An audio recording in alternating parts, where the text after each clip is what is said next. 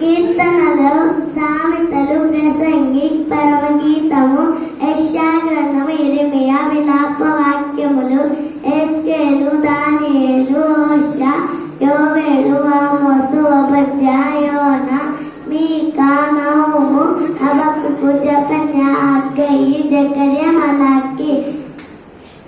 పాత నిబంధన గ్రంథాలు 39 చెప్పున్నాడు. ఒక పాపుల మార్గం నిలవక, అపహాస్యం కూర్చున్న చోట కూర్చుండక, యెహోవా ధర్మశాస్త్రమును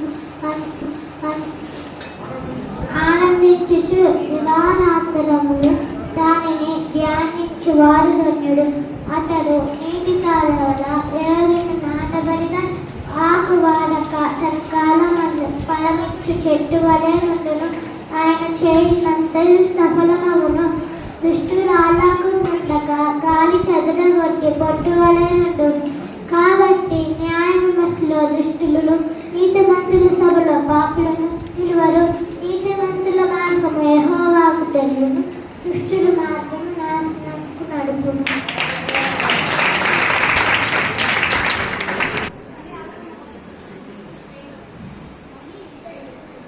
కథను జాగ్రత్తగా వినండి. దాంట్లో చూడండి, ఈశాన్య భారతదేశంలో ఎక్కువ భాగం దక్కన ఆడలకు కప్పబడింది. ఈ ప్రాంతంలో అనేకమైన తెగవారు నివసిస్తుండేవారు. గారో అనే తెగవారు కూడా ఈ ప్రాంతానికి సంబంధించిన వారు. ప్రస్తుతం వీరి ఆనవాళ్ళు అస్సాం రాష్ట్రంలో కనిపిస్తుంటాయి. నిజానికి ఈ గారో తెగవారు భయంకరమైన మూఢనమ్మకాలతో జీవిస్తుండేవారు. బయట వారు ఎవరిని తమ ప్రాంతానికి రాణించేవారు కాదు.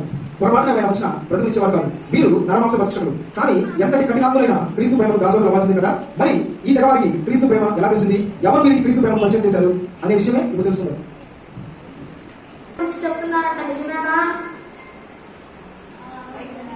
మైక్ ఇవ్వు.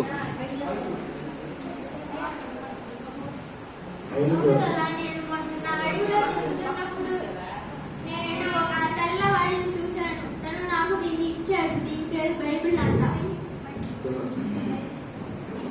బైబిలా? బైబిలా?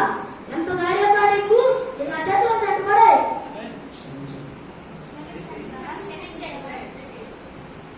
క్షమించండి కదా, క్షమించండి.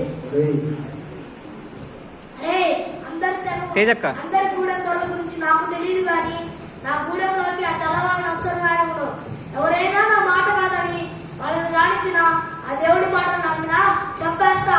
అర్థమైందా? చంపేస్తా.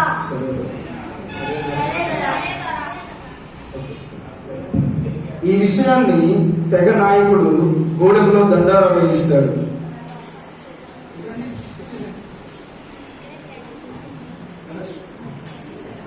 మైక్ అక్క పట్టుకునేదిలే. అక్కలారా, అమ్మలారా, అన్నలారా, అయ్యలారా, ఈ గూడెంలో రారా. తెల్ల మిషనరీలు మన గూడెంలోకి వచ్చారు. వాళ్ళు కనపడితే వాళ్ళతో మాట్లాడకూడదు. ఒకవేళ మాట్లాడినట్టు తెలిస్తే చంపేస్తారు. ఈ తెగలోనే నోక్సింగ్ అనే వ్యక్తి తన భార్య పిల్లలతో నివసిస్తూ ఉండేవాడు. ఇప్పుడు వారి ఇంటిలోని సంఘటనను మనం చూద్దామండి. తెల్ల మిషనరీలు మన గూడెంలోనికి రానివ్వకూడదనే కదా. అవునయ్యా, రాణిస్తే చంపేస్తారంట. దేవుడి గురించే కదా చెప్తుంది. విని నమ్మాలనిపిస్తే నమ్ముతాం, లేదంటే వాళ్ళని వెళ్ళిపోమంటే సరిపోతుంది కదా. ఎందుకు మన తెగ నాయకుడు ఇంత కఠినంగా ఉన్నాడు?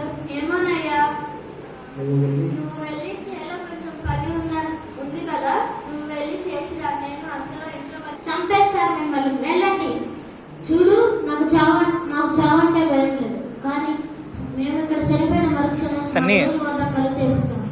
కానీ ఒక క్షణం ఈ భూమి మీద బ్రతికే అవకాశం ఉన్నా ఆ దేవుని గురించి, ఆ సత్య దేవుని గురించి, మనల్ని నరకం నుంచి కాపాడిన ఆ దేవుని గురించి చెప్పకుండా ఉండలేము.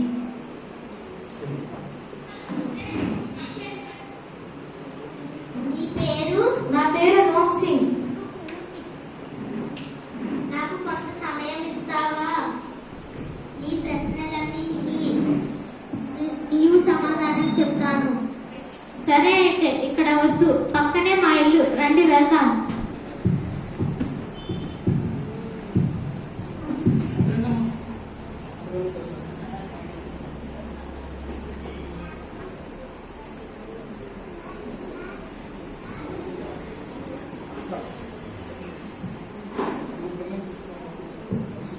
ఇదిగో అమ్మని తీసుకొని రండి.